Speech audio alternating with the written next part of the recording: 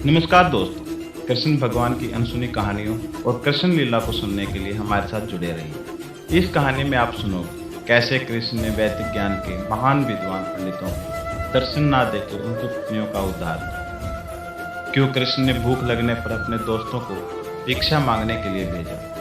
ऐसा क्या हुआ कि पंडितों की पत्नियां अपने परिवार को छोड़ कृष्ण के पास आ जाती। एक पंडित ने अपनी पत्नी को जबरदस्ती रोका तो उसने अपने प्राण त्याग दिए। कृष्ण ने ऐसा क्यों कहा? आप सबके पति, भाई, पुत्र और पिता आप सबको स्वीकार करेंगे। कृष्ण को भगवान होते हुए भी भूख मिटाने के लिए भिक्षा क्यों मांगनी पड़ी? इन्हीं सवालों के साथ आज की कहानी की शुरुआत होती है। आज का दिन बहुत खास था। सुबह सुबह कृष्ण ने गोपियों के कपड़े चोरी करके उन्हें वरदान दिया कि अगली सर्दियों में वो उन सबसे शादी करेंगे। इस कहानी के लिए डिस्क्रिप्शन में दिए गए लिंक क्लिक करें। इसके बाद कृष्ण अपने दोस्तों के साथ गायों को चराने के लिए जंगल में चले जाते हैं।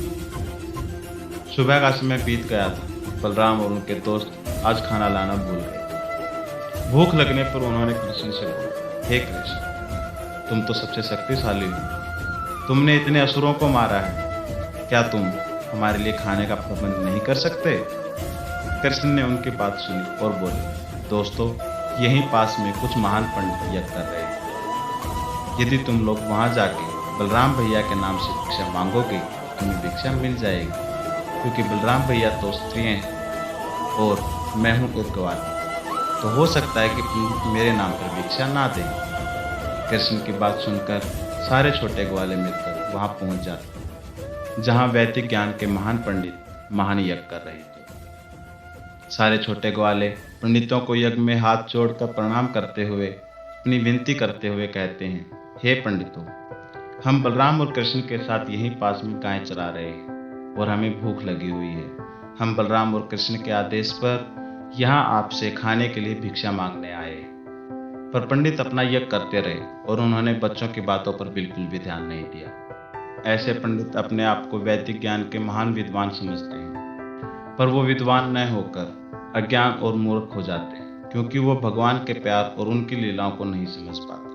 उन्होंने ग्वालों को कोई जवाब नहीं दिया और अपना यज्ञ करने में लगे रहे। सभी ग्वाले वापस कृष्ण के पास आते हैं और उन्हें पूरी बात बताते हैं। अब की बार कृष्ण ने कहा, तुम लोग वापस वहीं जाओ और अब की बार पंडितों से भिक्षा न मांगकर उनकी पत्नियों से भिक्षा मांगो। वो मेरी और बलराम भैया की बहुत बड़ी भगत है, इसलिए वो तुम्हें खाना जरूर देंगे। कृष्ण की बात सुनकर सभी बालक अब यज्ञ कर रहे पंडितों और पत्नियों से कृष्ण और बलराम के पास में गाय चराने की बातें बताते हुए खाने के लिए कुछ भिक्षा देने को कहते हैं। सभी पंडित पत्नियां और माताएं अपने अपने घरों के अंदर सुंदर कपड़ों और गहनों से सजी बैठी हुई थी। जैसे ही उन्होंने कृष्ण और बलराम का नाम सुना, वो तुरंत खड़ी हो गई, क्योंकि उन सब ने कृष्ण और बलराम के बारे में बहुत चिंतन किया था और श्री कृष्ण भगवान की बहुत सारी कहानियां वो पहले ही सुन चुकी थी।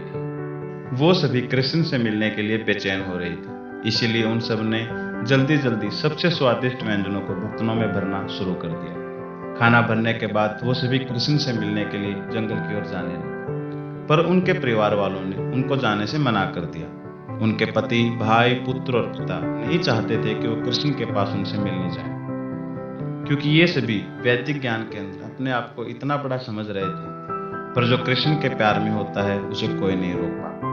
सभी पंडित पत्नियां छोटे ग्वालों के साथ श्री कृष्ण से मिलने के लिए जंगल की तरफ चल पड़ी। जैसे ही वो जंगल में पहुंची, उन्होंने श्री कृष्ण भगवान को पीले वस्त्रों में सोने के समान चमकते हुए देखा। उस समय श्री कृष्ण ने कानों और गले में फूलों की मालाएं पहनी हुई थी। वो हमेशा सिर पर एक मोर पंख लगाते थे। उनका एक हाथ अपने दोस्त के कंधे पर था और दूसरे हाथ में कमल का फूल लिए हुए थे। कमरबंद में एक तरफ बांसुरी थी तो दूसरी तरफ नोड़ी।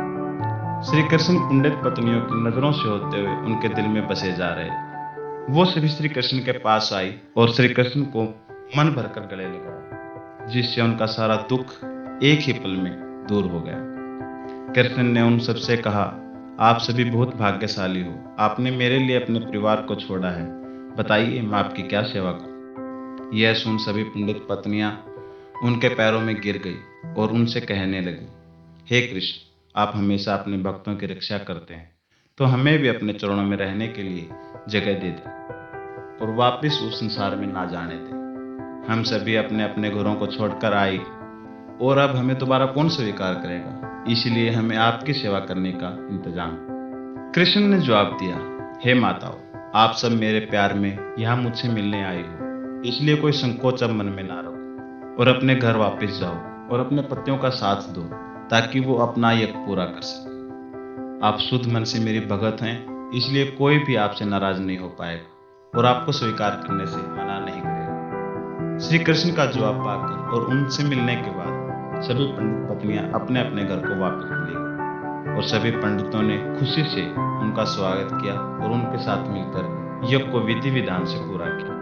इसी कहानी में एक पंडित जिसे बलपूर्वक कृष्ण के पास जाने से रोक लिया गया था, उसने कृष्ण के चिंतन करते हुए अपने शरीर का त्याग कर दिया। यदि कोई कृष्ण पर इसलिए सवाल करता है कि वो अपने जीवन यापन के लिए गायें चराते थे और खाने के लिए भिक्षा मांगते थे, तो इस पर सवाल नहीं करना चाहिए, क्योंकि यहाँ जान लेना चाहिए कि लक्ष्मी जी हमेशा उनकी सेवा में लगी रहती थी। शास्त्रों में बताया गया है कि श्री कृष्ण धाम में न केवल लक्ष्मी जी बल्कि उनकी जैसी बहुत सारी देवियां हमेशा उनकी सेवा में लगी रहती थी। इसलिए यह सोचना कि भूख के लिए कृष्ण जी भिक्षा मांगते थे, यह सोचना गलत होगा। यहाँ सब कृष्ण जी की लीला थी, जिससे वो बताना चाहते थे कि अनुसंधानों के बिना भी कृष्ण को शुद्ध भक्ति और प्रेम से पाना कितना आसान है। पंडितों ने भी बाद में अपनी गलती मानी और वो कृष्ण के पास जाकर नमस्कार करना चाहते थे, पर राजा कंस के डर से वो कृष्ण के पास नहीं गए। दूसरे शब्दों में कहें तो जब तक कृष्ण के प्रति शुद्ध प्रेम या भक्ति नहीं होती, तब तक उनका दर्शन करना या उनके चरणों में अपनी जगह पाना आसान नहीं है। इसी तरह की कृष्ण लीला और श्री कृष्ण की कहानियां सुनना चाहते हैं तो हमारे चैनल को सब्सक्राइब करना ना भूलें। आपको यह कहानी पसंद आई है तो लाइक और कमेंट जरूर करें। जय श्री कृष्ण, राधे राधे।